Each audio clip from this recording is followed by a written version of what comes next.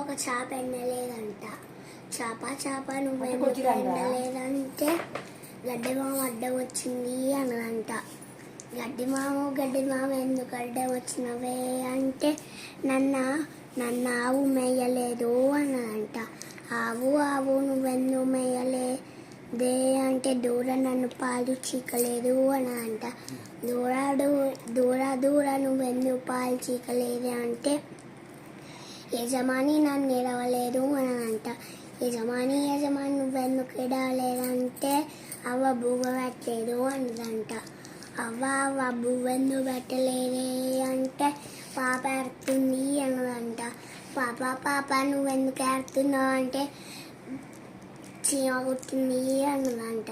చీమ నువ్వెందుకు కుట్టినవే అంటే నా బంగారు పుట్టలేలు పెట్టపోతే నేను కుట్టనా గిట్టనా అన్న